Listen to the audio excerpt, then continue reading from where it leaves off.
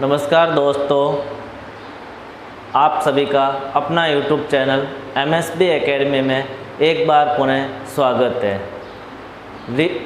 हमारा REET level first का math special batch चल रहा है, जिसमें हम यूनिट फर्स्ट को कंप्लीट कर चुके हैं तथा यूनिट सेकंड अभी चल रही है। लगभग ख़त्म होने वाली यूनिट सेकंड, जिसके एक या दो या तीन क्लास बाकी है, उसके बाद यूनिट सेकंड हमारी कंप्लीट हो जाएगी। उसके बाद हम नेक्स्ट यूनिट स्टार्ट करेंगे। जो नेक्स्ट यूनिट है, हम नेक्स्ट यूनिट स्टार्ट करेंगे। तो उम्मीद करता हूँ कि आप सभी ने रीट लेवल फर्स्ट का सिलेबस की पूर्ण जानकारी प्राप्त कर ली होगी। आपने पूर्ण जानकारी प्राप्त कर ली है सिलेबस की, तो आप अभी तक हमारी जो रीट स्पेशल क्लास है, जो मैथ की पूरी क्लास हो चुकी है, जैसे यूनिट फर्स्ट और यूनिट सेकंड की लगभग आधी क्लास है, वो आपने पूरी देख ली होगी। नहीं तो आप उन क्लासों को पूरा एक बार ज़रूर देखें। तथा आप यदि इस चैनल पर नए हैं, पहली बार आए हो, तो इस चैनल को सब्सक्राइब ज़रूर करना और बेल आइकन को दबाना, जिससे क्या होगा, आपको जो भी क्लास आएगी उसका नोटिफिकेशन आपको मिलता रहे और आप क्लास ज्वाइन कर सकते हो। तथा हमारा टेलीग्राम लिंक जो MSB academy math self, Telegram link क्या है, MSB एकेडमी मैथ सेल्फ है, उसको भी आप ज्वाइन कर लीजिए, जिससे आपको कुछ स्पेशल जानकारी होगी, महत्वपूर्ण जानकारी होगी, वो आपको मिलती रहेगी। तो आप उस टेलीग्राम ग्रुप को ज़रूर ज्वाइन करें। तो अब हमारी जो रीट लेवल की क्लासेस चल रही है, तो उस क्लास को आप ज़रूर देखें। जब तक हम पूरी क्लास को नहीं देखेंगे, पूरे वीडियो को नहीं देखेंगे, तब तक हमें समझ में नहीं आएगा। जब तक हम क्लास को पूरी नहीं देखेंगे, तब तक हमें वीडियो या उस टॉपिक के बारे में बिल्कुल भी समझ में नहीं आएगा। आप सभी को पता ही है, मैथ एक ऐसा सब्जेक्ट है जो डिफ़िकल्ट भी है लेकिन ईजी भी है। डिफ़िकल्ट भी है और ईजी भी है। इसे ईजी बनाने के लिए हमें कड़ी मेहनत और प्रैक्टिस करनी होगी। हमें अधिक से अधिक प्रैक्टिस करनी होगी। जब हम प्रैक्टिस करेंगे तभी हम इस सब्जेक्ट को आसान मान सकते हैं। तो आपको इसकी प्रैक्टिस करनी है, और जब आप मैथ की प्रैक्टिस करोगे तो आपको ये सब्जेक्ट इजी लगना शुरू हो जाएगा। तो हमें इस सब्जेक्ट की प्रैक्टिस करनी है, क्वेश्चनों को सॉल्व करना है। मेहनत करेंगे, प्रैक्टिस करेंगे, तो हमें ये इजी लगना शुरू हो जाएगी। और मैं आपको 0 लेवल से स्टार्ट करूँगा और अच्छे तक लेके जाऊँगा। जैसा मैं बोलता हूँ वैसा करिए, आपको मैथ इजी सब्जेक्ट लगना शुरू हो जाएगा। और आप ज़्यादा से ज़्यादा प्रैक्टिस कीजिए, वीडियो को ज़रूर पूरा देखना है। जैसे जब तक आपको जानकारी अधूरी है, तब तक हमें किसी चीज़ का नॉलेज नहीं होगा। हमें जानकारी पूरी प्राप्त करनी होगी, चाहे किसी भी परिस्थिति में हो, चाहे कोई भी चीज़ की हो, उस बारे में हमें जानकारी पूरी होगी तो हम उसके बारे में विस्तार से बता सकते हैं। तो चाहे मैथ सब्जेक्ट क्यों ना हो, चाहे इंग्लिश सब्जेक्ट हो, चाहे SST हो, चाहे कोई भी सब्जेक्ट हो, तो हमें पूर्ण जानकारी नहीं होगी, तब तक हम पूर्ण नहीं होंगे। तो आपको इस वीडियो को, जो भी क्लास हो रही, उस क्लास को पूरा देखना है। तो अब हम आज की क्लास स्टार्ट करते हैं। जो हमारी क्लास होगी, आज की क्लास अभाज्य गुणनखंड पर आधारित होगी तथा अभाज्य संख्या और संयुक्त संख्या के बारे में स्टार्ट होंगे। तो दोस्तों, क्लास स्टार्ट करने से पहले आज का मोटिवेशनल कोट देख लेते हैं, जिससे हम स्फूर्तिवान बने रहे, हमारे शरीर में ऊर्जा बनी रहे, चेहरे पर मुस्कान बनी रहे। तो आज का मोटिवेशनल कोट सुनिए क्या है। हिम्मत मत खोना, अभी बहुत आगे जाना है। हिम्मत मत खोना, अभी बहुत आगे जाना है। उन्होंने कहा तेरे बस की नहीं है, उन्होंने कहा तेरे बस की नहीं है। अभी उन्हें हमें ये करके दिखाना है, अभी हमें उन्हें ये करके दिखाना है। जो हमें बोलते हैं कि तुमसे ये नहीं होगा, हमें उसको ये करके दिखाना है कि हम कर सकते हैं, हमारे एलिजिबिलिटी है, हम इस करने लायक है, तो हमें उसको करके दिखाना है। जो कहते हैं ना ये तुमसे नहीं होगा, हमें उसको करके दिखाना है। तो हिम्मत मत होना, अभी बहुत आगे जाना है। हम संशयों से डर के रुकना नहीं है, हमें संशयों के पार करके आगे जाना है। ऐसे नहीं संशय आए रुक गए, रुकना नहीं है, संशयों को पार करते हुए हमें आगे जाना है। उन्होंने कहा था तेरे बस की नहीं है, उन्होंने कहा तुमसे ये नहीं होगा। उन्होंने क्या कहा, जो पड़ोसी, उन्होंने क्या कहा, ये तुमसे नहीं होगा, अभी उन्हें ये करके दिखाना है। अभी हमें उन्हें ये करके दिखाना है कि हमसे ये होगा, हम ये करके दिखाएंगे तुम्हें, और हमें करके दिखाना है। चलिए दोस्तों, नेक्स्ट हम क्लास को स्टार्ट करते हैं। जैसे हमारा टॉपिक है अभाज्य गुणनखंड। क्या टॉपिक है? अभाज्य गुणनखंड। अभाज्य गुणनखंड से पहले एक छोटा सा टॉपिक दे रखा है, जिसमें दे रखा हमें अभाज्य और संयुक्त संख्या, अभाज्य एवं संयुक्त संख्या। ये भी आपके छोटा सा टॉपिक दे रखा है कि अभाज्य संख्या और संयुक्त संख्या। जैसे हमने यूनिट फर्स्ट पढ़ा था, संख्याओं के बारे में सीखा था, तब मैंने आपको विस्तार से बताया था अभाज्य संख्या कौन सी होती है और संयुक्त संख्या कौन सी होती है। संयुक्त संख्या को हम भाज्य संख्या भी कह सकते हैं। संयुक्त संख्या को हम क्या कहते हैं? भाज्य संख्या भी कह सकते हैं। तो इसके बारे में हमने यूनिट फर्स्ट की, तब हमने देख लिया था विस्तार से। थोड़ा सा मैं आपको एक बार जरूर वापस बता देता हूँ। बाकी वाली जानकारी आप पिछले वाले वीडियो को जरूर देख लेना, जो अभाज्य गुणनखंड से संबंधित था। तो अभाज्य संख्या और भाज्य संख्या, थोड़ा सा इसके बारे में जानकारी प्राप्त करते हैं। तो भाज्य और अभाज्य संख्या क्या होती है? जैसे मैं यहाँ भाज्य संख्या और अभाज्य संख्या के बारे में बता रहा हूँ। फर्स्ट हम लेते हैं अभाज्य संख्या। कौन सी? अभाज्य संख्या। ऐसी संख्या, अभाज्य संख्या ऐसी संख्या जिसमें किसी भी संख्या का भाग नहीं जाता है, केवल एक व स्वयं का जाता है। अभाज्य संख्या क्या होती है? अभाज्य संख्या वह संख्या जिसमें किसी का भी भाग नहीं जाता है, केवल और केवल वन और स्वयं का ही भाग जाता है। वन और स्वयं से ही पूर्ण विभाजित हो, इसके अलावा किसी का भाग नहीं जाता है। केवल किसका? एक और स्वयं से ही पूर्ण विभाजित होनी चाहिए, इसका ही भाग जाना चाहिए, यही इसके गुणनखंड होने चाहिए। इसके अलावा इसके कोई गुणनखंड नहीं होने चाहिए, किसी से भाग नहीं जाना चाहिए। जैसे हम अभी एग्जाम्पल लेते हैं, मैं एग्जाम्पल से थोड़ा समझाता हूँ। जैसे 2, 3, मैं यहाँ लेता हूँ 5, 7, 11, 13, इस प्रकार। तो अभाज्य संख्या क्या हो जाएगा कि वह संख्या जिसमें केवल और केवल एक व स्वयं का ही भाग जाता है, इसके अलावा किसी का भी भाग नहीं जाता है, पूर्ण रूप से विभाजित नहीं होती है, उसे हम अभाज्य संख्या कहते हैं। इंग्लिश में हम इसे प्राइम नंबर भी कह सकते हैं। कभी कभार ये भी क्वेश्चन आ सकता है, प्राइम नंबर के बारे में भी इंग्लिश में भी पूछ सकता है। तो हमें ये भी ध्यान रखना है कि अभाज्य संख्या को प्राइम नंबर भी कहते हैं। तो अब यहाँ ये कुछ संख्याएं होगी। अब इससे संबंधित क्वेश्चन भी आता है, जैसे सबसे छोटी अभाज्य संख्या। तो यहाँ देखते हैं सबसे छोटी अभाज्य संख्या कौन सी है? तो हम बोलेंगे 2 सबसे छोटी अभाज्य संख्या है, क्योंकि 2 है जो सबसे छोटी संख्या है, इसमें किसी का भाग नहीं जाता है। 2 क्या? सबसे छोटी अभाज्य संख्या है। सबसे छोटी अभाज्य संख्या, सबसे छोटी अभाज्य संख्या कौन सी है? अभाज्य संख्या हमारे पास कौन सी है? 2 है। इसके अलावा मैं एक और लेता हूँ कि सबसे छोटी, क्वेश्चन को थोड़ा सा चेंज करता हूँ, सबसे छोटी सम अभाज्य संख्या। क्या पूछ रहे क्वेश्चन? सबसे छोटी सम अभाज्य संख्या कौन सी है? तो सम अभाज्य संख्या भी 2 ही है। सम अभाज्य संख्या क्या है? 2 ही है। एकमात्र अभाज्य सम अभाज्य संख्या, एकमात्र सम अभाज्य संख्या, हम इसे क्या कहते हैं? एकमात्र सम अभाज्य संख्या भी कह सकते हैं, क्योंकि सम संख्या में केवल एक ही संख्या है, जो 2 संख्या है वो क्या है? अभाज्य संख्या है। तो हम सम अभाज्य संख्या एकमात्र कौन सी है? 2 है। इस क्वेश्चन में बोलूं सबसे छोटी विषम अभाज्य संख्या, क्या पूछ लिया मैंने? विषम अभाज्य संख्या कौन सी है?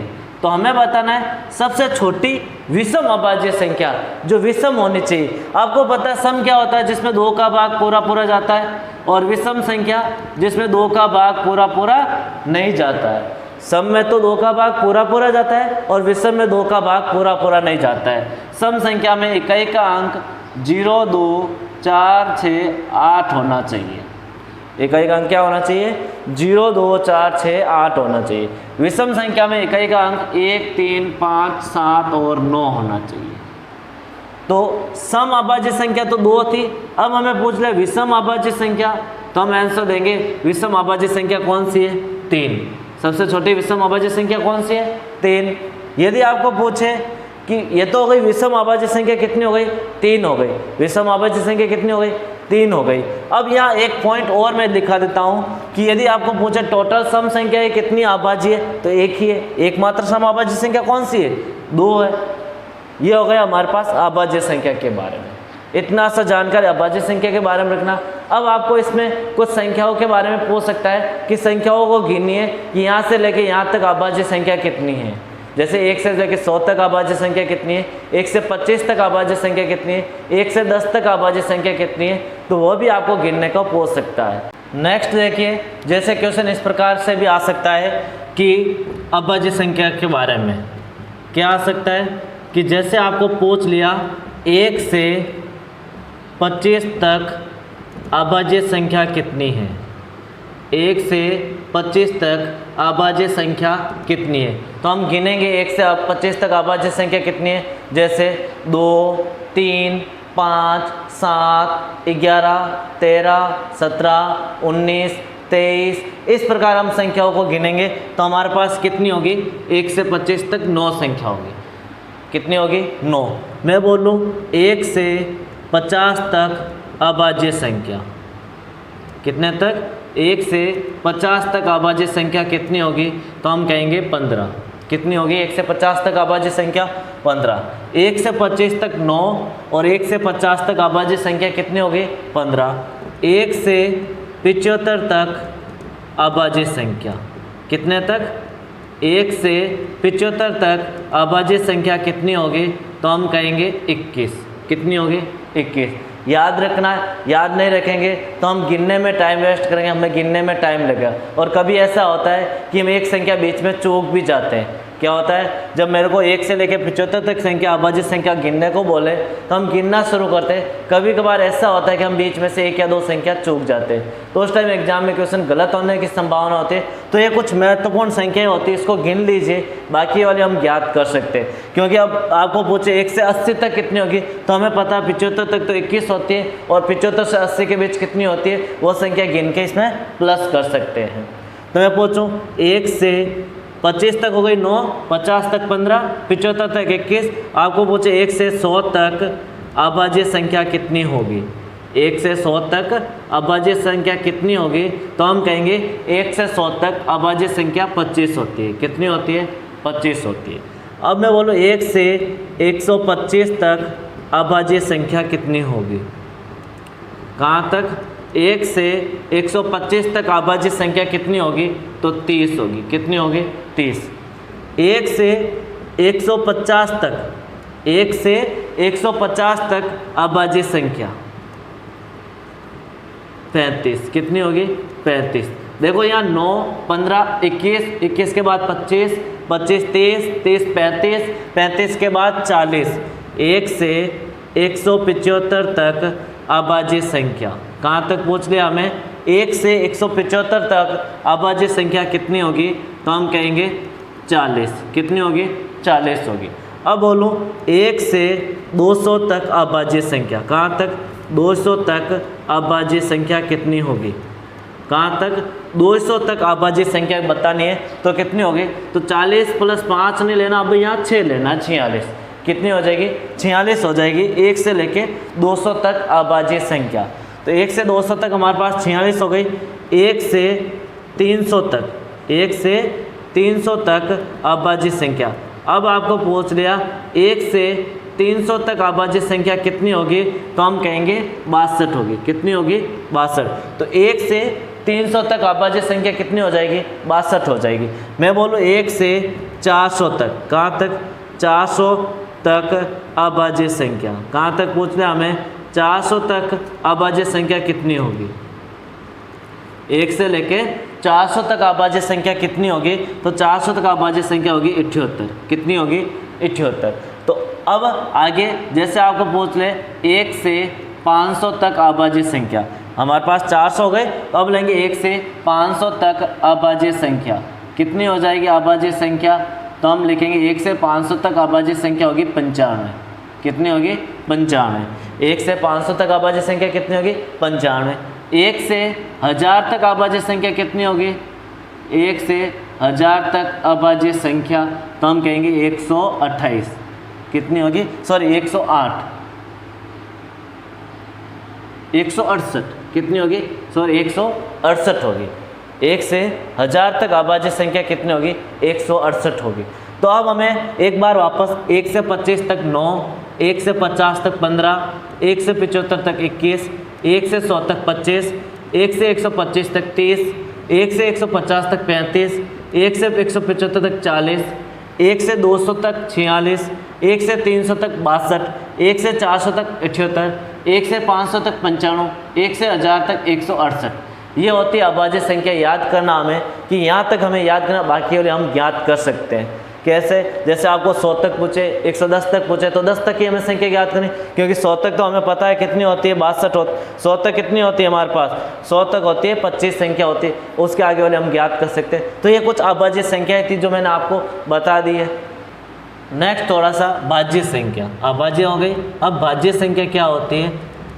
अभाज्य संख्या का उल्टा होता है भाज्य संख्या। जैसे वह संख्या है जिसमें एक व स्वयं के अलावा किसी और का भाग जाता है। क्या होती है भाज्य संख्या? एक व स्वयं के अलावा, एक व स्वयं के अलावा, एक व स्वयं के अलावा किसी और का भाग जाना चाहिए, किसी और का भाग जाता है। या हम कह सकते हैं मस पर एक के अलावा कुछ भी हो, एक के अलावा कुछ भी हो। क्या होता है? अब भाज्य संख्या एक व स्वयं के अलावा किसी और का भाग जाना चाहिए। जैसे मैं लिखता हूँ 4, कितना लिखा मैंने? 4। देखो 4 में 2 का भी भाग जाता है, 1 का भी जाता है, एक व स्वयं के अलावा 2 का भाग जा रहा है। जैसे मैं लिखता हूँ 9, तो देखिए इसमें एक व स्वयं के अलावा और किसी का भाग जाता है, जैसे 3 का भाग जाता है। तो ये क्या है? भाज्य संख्या, जिसमें एक व स्वयं के अलावा किसी और का भाग जाना चाहिए। और जैसे इसमें कुछ मैं पॉइंट लिखवाना चाहता हूँ, आपको बताना चाहता हूँ इंपॉर्टेंट पॉइंट, वो भी आपको लिखना। भाज्य संख्या के बारे में तो पता चल गया हमें कि वो एक व स्वयं के अलावा किसी और का भाग जाना चाहिए। तो सबसे छोटी भाज्य संख्या कौन सी है? 4। सबसे छोटी भाज्य संख्या कौन सी है? 4, 6 के बाद मैं ले लेता हूँ 8, 9, 10, 12, 14, 15, 16, इस प्रकार। तो अब मैं बोलूँ सबसे छोटी भाज्य संख्या तो कितनी होगी? 4। सबसे छोटी विषम भाज्य संख्या 9। सबसे छोटी सम भाज्य संख्या 4, सबसे छोटी विषम भाज्य संख्या 9। तो हम इम्पोर्टेंट पॉइंट में फर्स्ट पॉइंट लिख आता हूँ, सबसे छोटी भाज्य संख्या, या हम कह सकते हैं सम भाज्य संख्या, दोनों कहेंगे तो ये एक ही बात है। कौन सी हो जाएगी? 4। मैं बोलूँ सबसे छोटी विषम भाज्य संख्या, कौन सी? विषम भाज्य संख्या। तो विषम भाज्य संख्या कौन सी होगी? विषम भाज्य संख्या हम देखते हैं 9, कौन सी होगी? 9 होगी। सबसे छोटी सम भाज्य संख्या 4 और सबसे छोटी विषम भाज्य संख्या कौन सी? 9 है।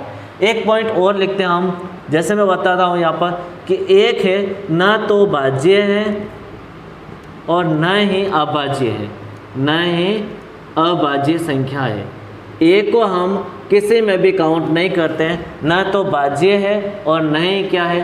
अभाज्य है। एक संख्या ऐसी है जो न तो भाज्य है न ही अभाज्य है, इसे हम किसी में काउंट नहीं करते, न तो भाज्य में करते न अभाज्य में करते। इसके अलावा यदि बोलूँ मैं सबसे छोटी संख्या का, सबसे छोटी अभाज्य सम संख्या का वर्ग, सबसे छोटी अभाज्य सम संख्या का वर्ग सबसे छोटी भाज्य संख्या होगा। जैसे मैं बोल लेता हूँ सबसे छोटी अभाज्य संख्या कौन सी है? 2 का वर्ग कितना होता है? 4। तो देखिए 2 सबसे छोटी सम अभाज्य संख्या है और 4 सबसे छोटी भाज्य संख्या है या नहीं? उसी प्रकार सबसे छोटी विषम अभाज्य संख्या का वर्ग सबसे छोटी विषम भाज्य संख्या होगा, सबसे छोटी विषम भाज्य संख्या होगा। ये भी 2 पॉइंट है। कौन कौन से? सबसे छोटी सम अभाज्य संख्या का वर्ग सबसे छोटी सम भाज्य संख्या होता है और सबसे छोटी विषम अभाज्य संख्या का वर्ग सबसे छोटी विषम भाज्य संख्या होता है। ये है हमारे पास भाज्य और अभाज्य संख्याओं के बारे में। इसके अलावा कुछ नहीं है बाज्य और अभाज्य संख्या के अलावा।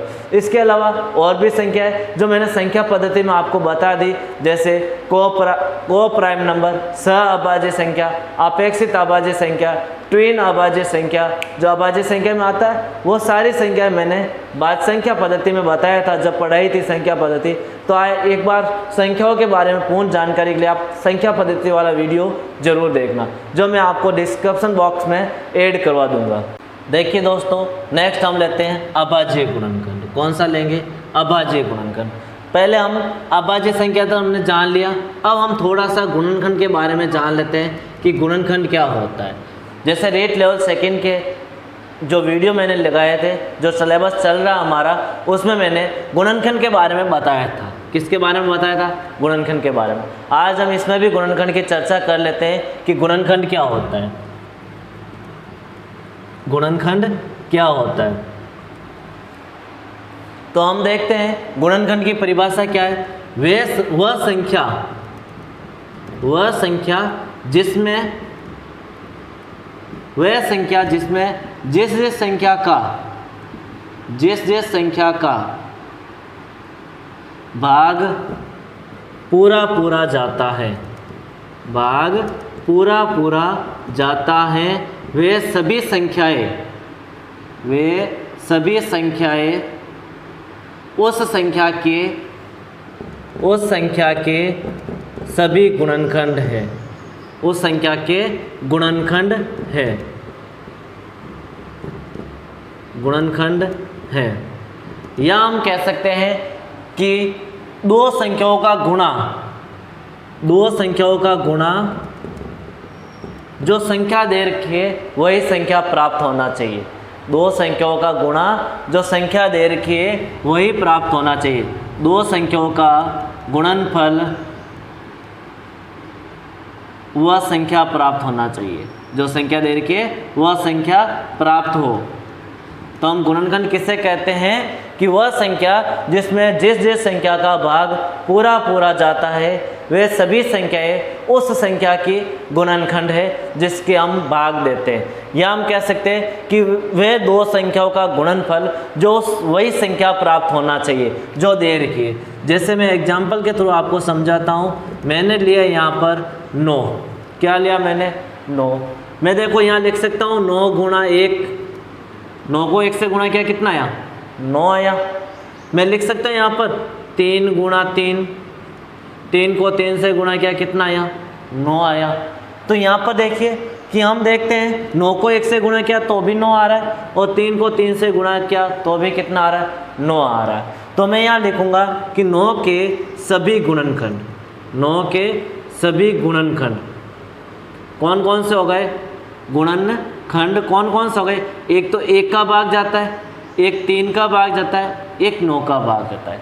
9 में किस किस का भाग जाता है? एक तो 1 का जाता है, एक 3 का जाता है और एक 9 का जाता है। तो ये संख्याएं इस संख्या के सभी गुणनखंड है।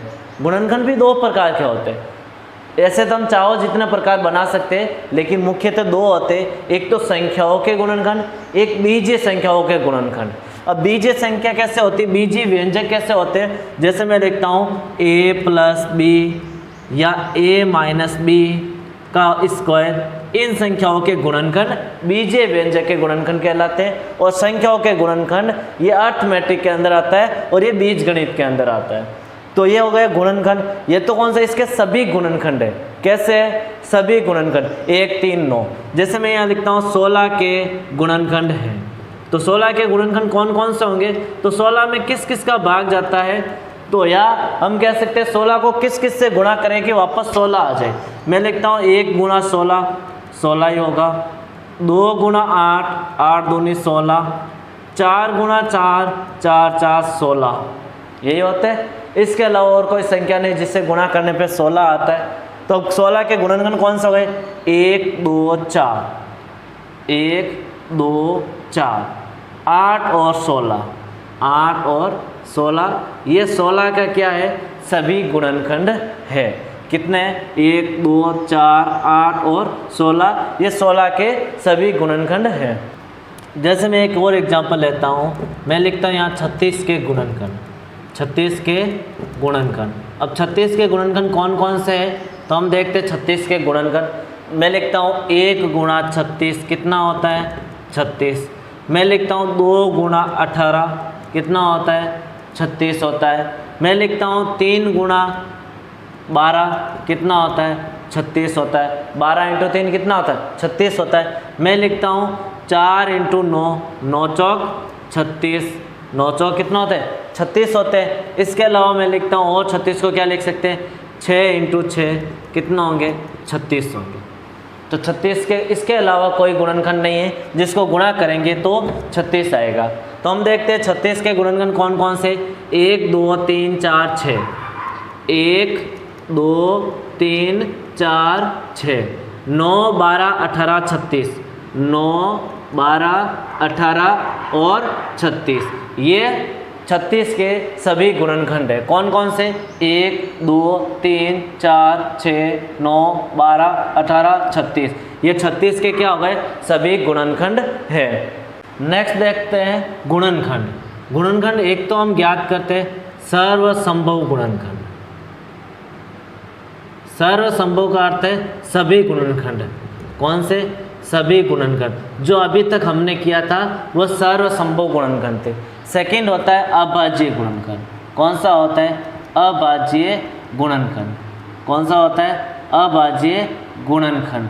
ये होता है गुणनखंड दो होगा, एक तो सर्वसंभव गुणनखंड, एक अभाज्य गुणनखंड। दोनों में अंतर क्या है, जैसे मैं अभी बताया था, मैंने 36 का एक बार मैं वापस लेता हूँ। किसका लेता, 36 का लेता हूँ।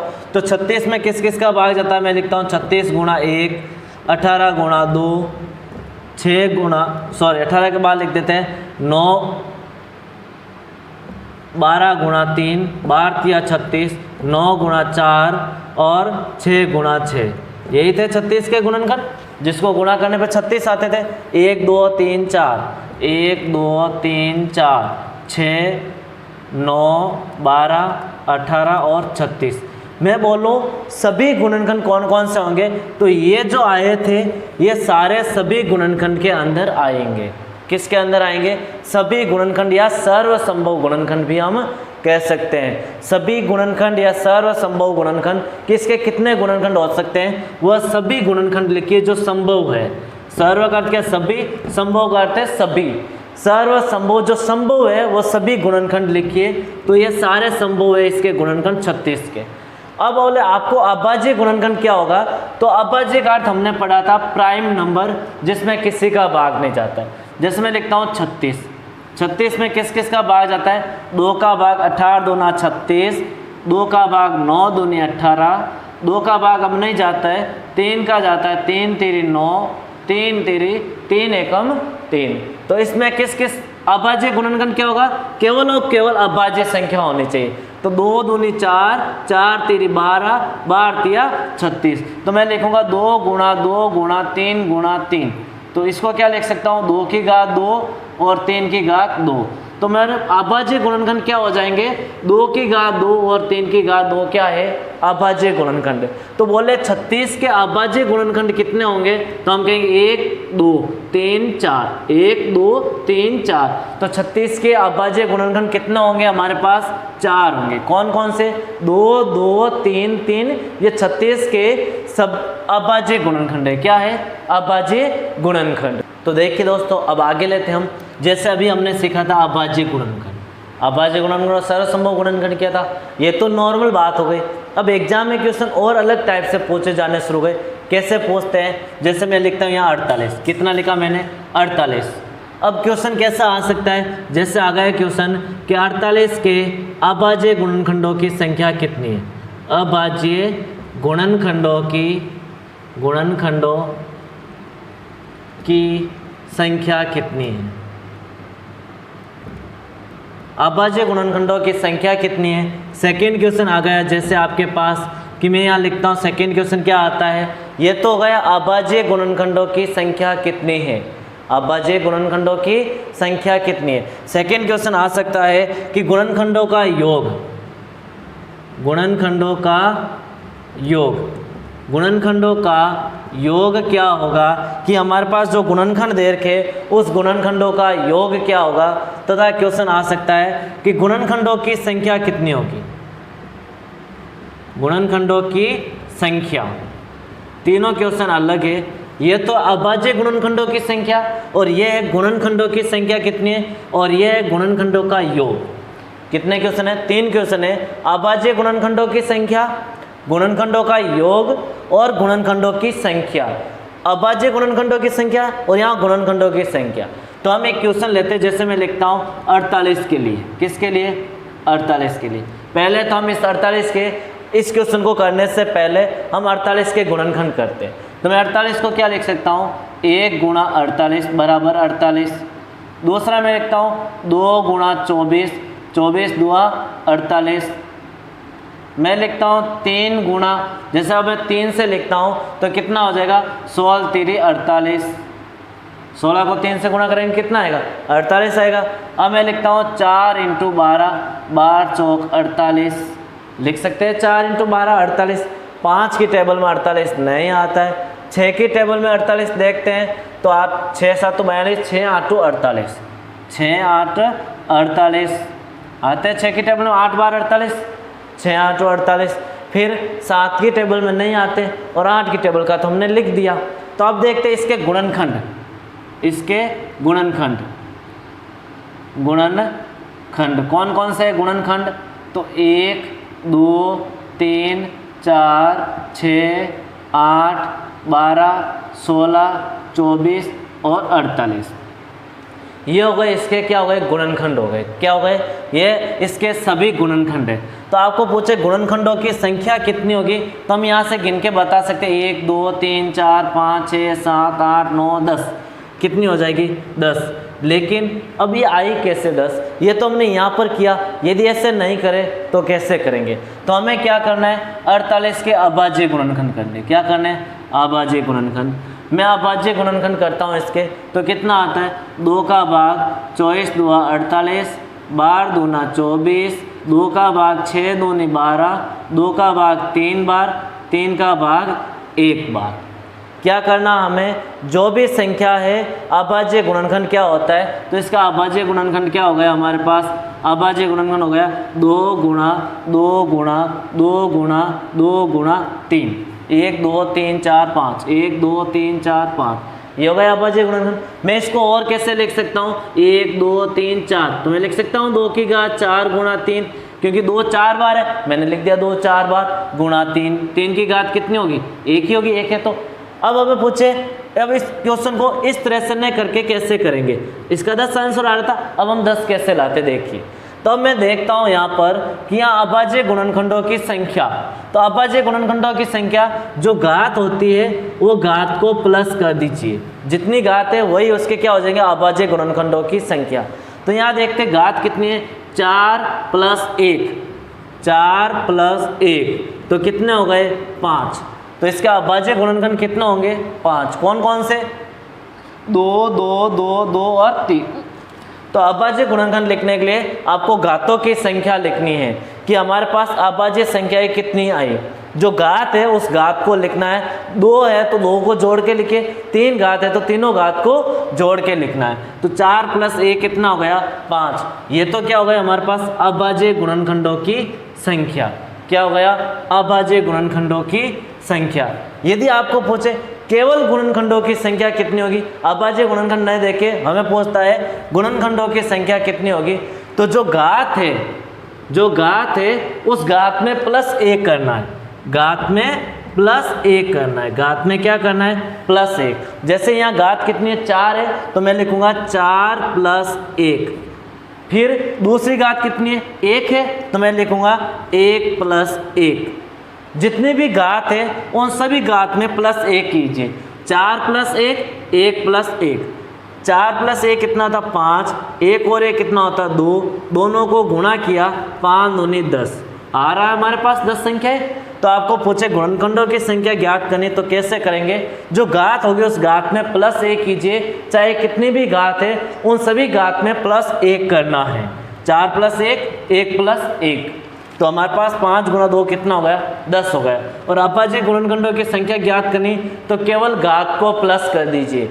जितनी भी घातें हैं उन सभी घातों को प्लस कर दीजिए, कितना आ रहा है? ये तो हो गया हमारे पास अभाज्य गुणनखंडों की संख्या और गुणनखंडों की संख्या। अब हम लेते हैं कि गुणनखंडों का योग कितना होगा। अब एक तो हमें सभी गुणनखंड ज्ञात करो, फिर उन सबका योग करो। क्या करो? सबका योग करो, टाइम वेस्ट ज़्यादा होगा। तो अब इसका ज्ञात करने के लिए क्या करना है, जो घात है उसको, जैसे यहाँ 2 की घात है तो 2 को 0 से स्टार्ट कर दो। कितने से? 0 से। 2 की घात 0 प्लस 2 की घात 1 प्लस 2 की घात 2 प्लस 2 की घात 3 प्लस 2 की घात 4, जहाँ तक है वहाँ तक लिखना है।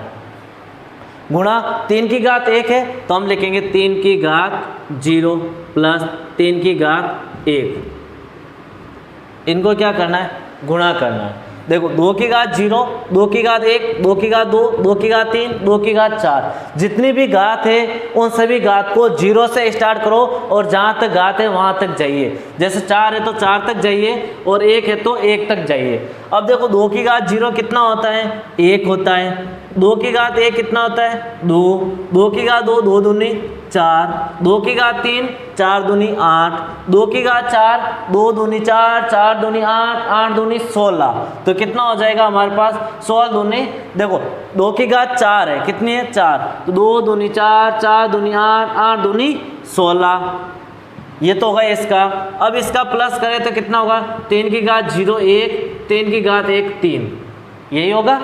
अब इनको प्लस कर दो, 1 और 2 3, 3 और 4 7, 7 और 8 15, 15 और 16 31, गुणा 3 प्लस 1 4, 31 और 4 से गुणा करो, 4 एकम 4, 4 3 12। तो इसके गुणनखंडों का योग कितना आएगा? 124।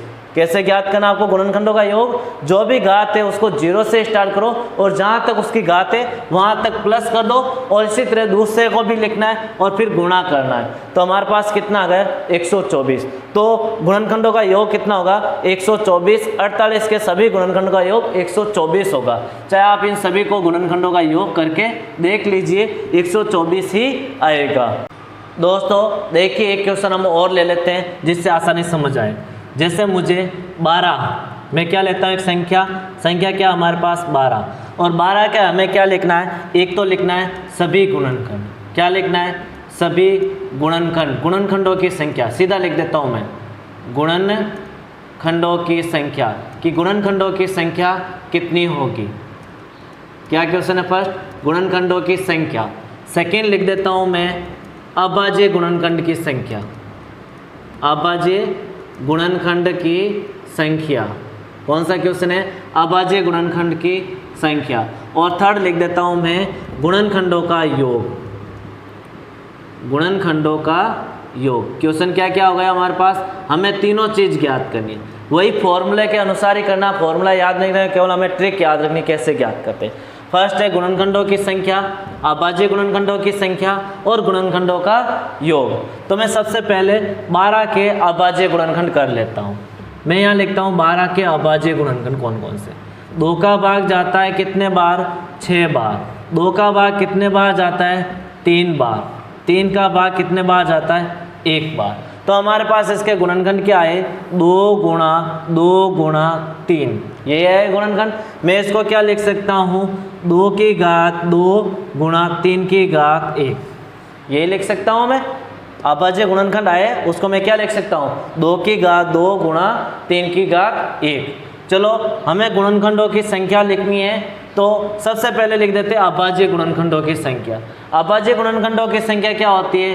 घात होती है। जो भी घात है वो घात की संख्या ही अभाज्य गुणनखंड होता है। तो यहाँ देखते हैं घात कितनी है।